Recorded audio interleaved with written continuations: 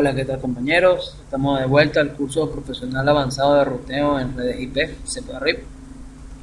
En esta clase de hoy haremos la práctica número 17, lo cual consiste en la configuración de MPLST con túneles bajo prioridad. ¿Verdad? En esta práctica de hoy veremos cómo crear túneles en MPLS, cómo asignarle prioridad, cómo asignar ciertos caminos y cómo trabajar con el Constraint Event Routing y el algoritmo CSPF. Ok, entonces, bueno, este es el diagrama que tenemos hoy. Fíjense que aquí hay una gráfica en el cual me gustaría hacer mención. En las redes tradicionales o convencionales IP, hay un factor que juega importante en el tráfico, en el consumo masivo o no masivo de la red, que es el horario, ¿verdad? De trabajo, de uso. Por lo menos en las grandes empresas que he estado y que he tenido el gusto de estar, esta curva de Gauss se cumple a cabalidad, siendo las horas pico desde las 10 a.m. hasta las 6 p.m., donde hay un mayor consumo en la red, no solamente de internet. Es decir, que hay un mayor consumo de recursos en la red. Eso en algunas empresas, eso en algunas empresas he visto que puede generar bastante problemas. ¿Por qué? Porque los usuarios experimentan problemas de conectividad, latencias, consumo excesivo, lentitud. Entonces, las redes de datos basadas en MPLST se originaron principalmente para atacar este tipo de problemas. Si ustedes ven en su página de curso, pueden ver materiales que explican algoritmos como CSPF, MPLST. Hay ciertas características que deben conocer, en lo cual yo lo he cubierto en varios documentos. Bien, entonces aplicando esto en la práctica veremos y vamos a configurar dos túneles, ¿verdad? Vamos a configurar el túnel 0 y el túnel 1, lo cual el túnel 0 va a tener un mayor ancho de banda, pero va a tener un priority mayor. Vamos a ver que al configurar el segundo túnel, porque primero vamos a configurar el túnel 0, después el túnel 1, cuando le configuremos la priority 2.2, bien, entonces nuestra práctica va a consistir en eso. Va a consistir en crear dos túneles y van a ver que, bueno, sumando los dos túneles va a requerir 125 megabits, por así decirlo, y solamente en la interfaz tiene disponible 90 megabits, aunque siendo una interfaz giga tiene un ancho de banda físico de 1 giga, pero solamente estamos usando 90 megas. Entonces ahí entran las prioridades. El que tenga la priority o el priority más bajo es el que va a estar funcionando, ¿verdad? No puede haber dos túneles funcionando a la vez. Y otra cosa que hay que resaltar es que MPLST, como lo habíamos comentado, hace uso del algoritmo CSPF para calcular cuál es la mejor ruta para transmitir túneles y calcular los LSP. Entonces MPLS va a ver el ancho de banda siempre en la interfaz, no va a ver las métricas ni los saltos, va a ver el ancho de banda, ¿verdad? Porque CSPF a diferencia del SPF, que es el algoritmo de Dijkstra, no basa el camino en base a costos, sino en base al ancho de banda. Entonces, el camino concurrente, que por ejemplo el primer túnel vamos a configurar, va a tomar el de R1, R2, R2, R4 y R2, R5. R4, R5, perdón. Siendo R1 el head end y el R5 el tail end, ¿verdad? Recuerden que los túneles también son unidireccionales, ¿no? Entonces, si construimos un LSP o un CRLSP desde R1 hasta R5, podemos tomar dos posibles rutas, o la ruta por arriba o esta ruta, ¿verdad? Siendo la ruta de R1, R2, R2, R4 y R4, R5 la más óptima para transmitir. Pero ahí también va a jugar lo que querramos, ¿verdad? Por eso tenemos que tener bien en cuenta esta campana de Gauss. Ok, entonces, bueno, vamos a comenzar en la práctica. Es bueno que tengan este diagrama a la mano. Bueno, entonces nos vemos dentro de un rato. Ok, estamos aquí de vuelta en la línea de comandos. Fíjense que R1 tiene las interfaces Gigabit Ethernet 1.0 configurado con esta IP y la loopback. Cabe destacar que en cada router correspondiente a su hostname tiene configurado una loopback, ¿no? Ok, fíjense que además hemos corrido la configuración. Fíjense que tenemos en OSPF configurado el protocolo LDP, ¿verdad? Como en el área 0. Tenemos configurado también las redes habitualmente en el área 0, porque estamos corriendo como algoritmo el SPF. Y bueno, de manera global tenemos el router ID en el loopback 0, ¿no? Si hacemos un tracer, por ejemplo el tail end, que es el 5.5, vemos y observamos que están conmutando por etiquetas, ¿no? Hacia el destino, ¿verdad? Y se va por estos saltos, como ya habíamos dicho, se va por debajo, ¿no? Desde R1 a este R5, obviamente, porque tiene mayor ancho de banda y es el menor número de costos, ¿verdad? Si vamos a dar un show IP route USPF, vemos que para llegar a la 5 está usando a la 10.0.0.2, como podemos ver.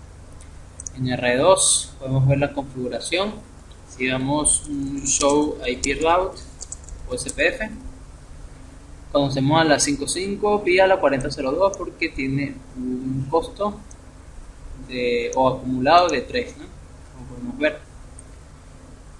Bien, entonces, bueno, la idea es comenzar a configurar MPLS Traffic Engineer, ¿verdad? Entonces ingresamos a la configuración de la terminal y de manera global vamos a escoger MPLS Traffic Engineer Tunnels, ¿verdad?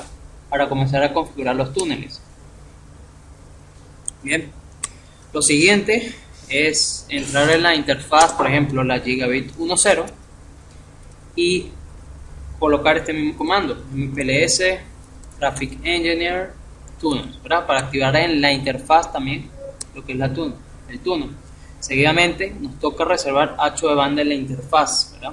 Y colocamos IP RCBP, ¿verdad? Que es el protocolo de señalización. Si pueden ver en la página, ¿verdad? En su página de perfil, pueden ver que yo he dejado información vital allí. RCBP, le preguntamos y fíjense que tenemos que colocar para asignar ancho de banda, ¿no? Entonces lo que sigue es poner bandwidth y vean todo el ancho de banda que podemos reservar, desde 1 hasta el tamaño físico. Eventualmente vamos a colocar solamente 90.000 kilobits o 90 megas como hemos dicho en el diagrama, ¿no? Bueno, aquí ya hemos terminado la reservación. Lo que nos queda es introduciendo en el proceso OSPF con router OSPF 1 y colocar MPLS Traffic Engineer. Esto se hace para activar o inyectar por medio de OSPF lo que es Traffic Engineer, ¿no?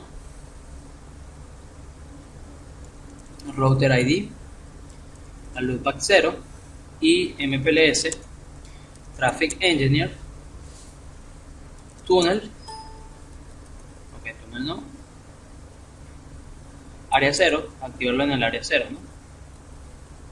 Ok, fíjense que si aquí no colocamos este comando en la interfaz, como pueden ver en pantalla, él no va a reservar ancho de banda. Y si nada más colocan esta parte sin el 90, por defecto él va a reservar el 75% de toda la interfaz, ¿verdad? Entonces, que es 500 por allí. Entonces, muy importante con eso. Este es la reserva global que va a usar MPLS, ¿no? Traffic Engineer. Ok, ya hemos terminado aquí. Vamos a guardar. Do right.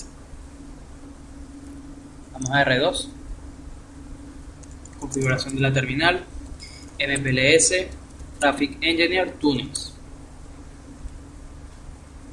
En el router 2 tenemos que introducir en la interfaz gigabit 10. Hacemos la reserva de ancho de banda, IP RCBP, bandwidth 90.000. Colocamos MPLS Traffic Engineer Tunings. Okay. Nos metemos también en la interfaz gigabit 2.0.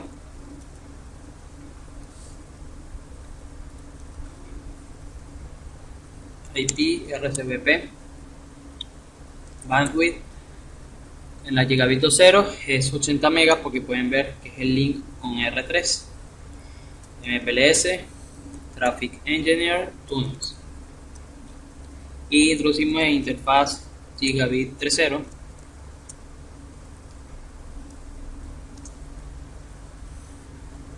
IP RCBP, bandwidth aquí son 90 megas también, como pueden ver allí,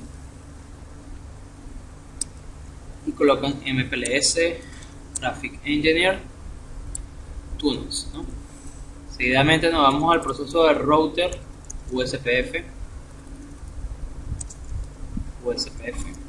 1 y colocamos MPLS Traffic Engineer Router ID al loopback 0, ¿no? Y colocamos MPLS Traffic Engineer Área 0. Aquí guardamos la configuración. Ok, si vamos aquí a router 2 y hacemos un do show MPLS interface, pueden ver que a nivel de MPLS está activado Gigabit Ethernet 10.12.3.0 a nivel de LDP, y en túnel fíjense que dice yes y está operational. Okay, quiere decir que está correcta la configuración. Vamos a R3, configuración de la terminal, MPLS Traffic Engineer Tunings. Okay, vamos a la interfaz Gigabit 2.0 y colocamos IP RCBP, bandwidth, ahí son 80 megas porque ese es el link con R2. Colocamos MPLS Traffic Engineer Tunings. Nos vamos a la interfaz Gigabit 1.0 y colocamos IP RCBP, bandwidth, y ahí es el enlace de 100 megas. Ahora quiere decir que es 100.000 kilobits, ¿no? 100 megabits. Y colocamos MPLS Traffic Engineer Tools. ¿Okay? Yo voy a pausar el video para no hacerlo tan largo, lo voy a hacer en R4 y R5. Pero antes voy a meterme en el proceso de router USPF 1 USPF y voy a activar MPLS Traffic Engineer Router ID loopback 0 y MPLS Traffic Engineer